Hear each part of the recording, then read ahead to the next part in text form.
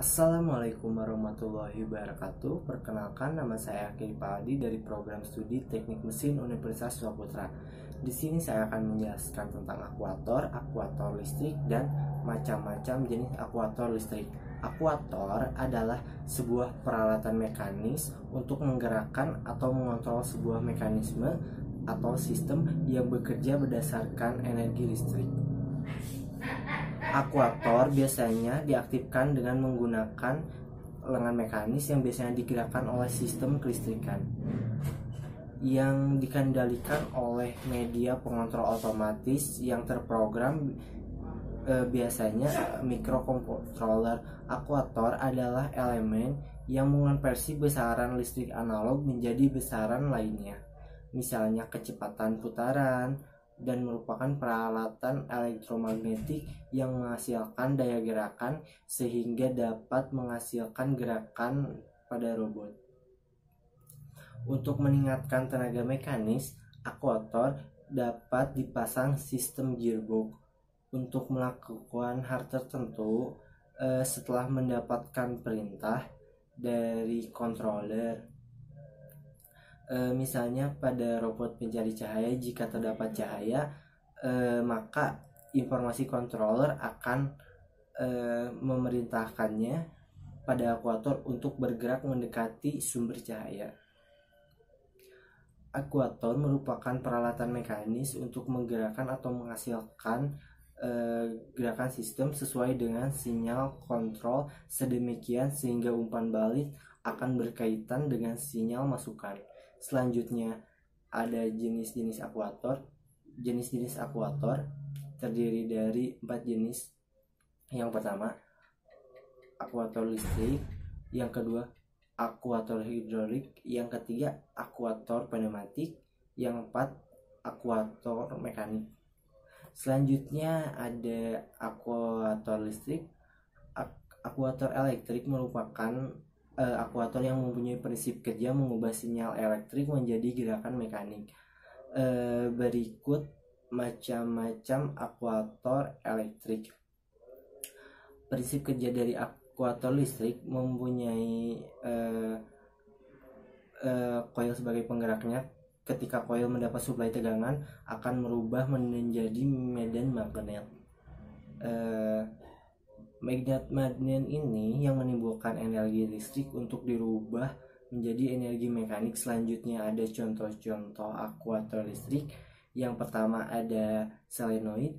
Solenoid pot merupakan katup yang dikendalikan dengan arus listrik baik AC maupun DC melalui kumparat atau solenoide. Yang selanjutnya ada prinsip kerja solenoid. Solenoid bulb akan bekerja bila kumparan atau coil mendapat tegangan arus listrik yang sesuai dengan tegangan kerja. Kebanyakan tegangan kerja solenoid bulb adalah 100 sampai 200 VAC, dan kebanyakan tegangan kerja pada tegangan listrik adalah 12 sampai 24 PDC. Dan sebuah plunger akan tertarik karena gaya magnet yang dihasilkan dari kumparan solenoide tersebut. Dan saat fluida tersebut ditarik naik, maka fluida akan mengalir dari ruang C menuju D dengan cepat, sehingga tekanan di ruang C turun dan tekanan fluida yang masuk akan mengangkat diafragma sehingga katup terbuka dan fluida mengalir langsung dari A ke F. Yang selanjutnya ada metode C. Motor DC adalah yang mengubah energi listrik searah menjadi energi mekanik. Bagian utama motor DC adalah rotor, di mana kumparan rotor motor DC disebut dengan stator. Yang selanjutnya motor servo. Motor servo merupakan motor listrik dengan menggunakan sistem atau flux. Sistem tersebut digunakan untuk mengendalikan akselerasi dan kecepatan pada sebuah motor listrik dengan keakuratan yang tinggi. Motor akan menggerakkan roda gigi untuk memutar potensiometer dan poros output secara bersamaan.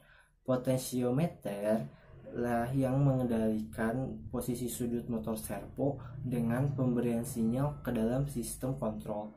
Jika posisi target sudah benar, maka ia akan menghentikan motor servo. Sebaliknya, jika sistem kontrol belum tepat, maka ia akan mengubah motor servo ke arah yang benar sampai posisi sudut yang benar.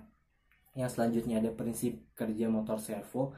Ketika sinyal dalam bentuk VWM atau Pulse Width Modulation diberikan, maka poros motor servo akan bergerak ke posisi yang telah ditargetkan dan berhenti pada posisi tersebut serta akan tetap bertahan pada posisi tersebut.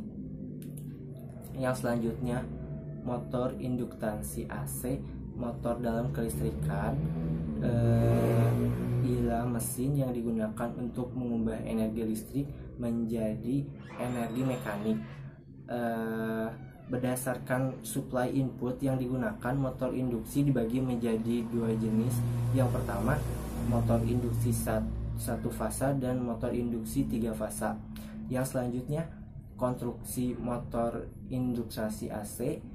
Terdapat dua bagian penting pada motor induksi satu fasa, yaitu rotor dan stator. Rotor merupakan bagian yang berputar dari motor dan stator merupakan bagian yang diam dari motor. Yang selanjutnya, prinsip kerja motor induktansi AC. Pada motor induktansi AC, motor itu disuplai oleh sebuah sumber AC satu fasa. Ketika sumber AC diberikan pada satuan winding dari motor, maka arus akan mengalir pada stator winding. Flux yang dihasilkan sumber AC pada stator winding tersebut disebut dengan flux utama. Karena munculnya flux utama itu, maka flux medan magnet dapat dihasilkan oleh servo. Sekian penjelasan akuator dari saya.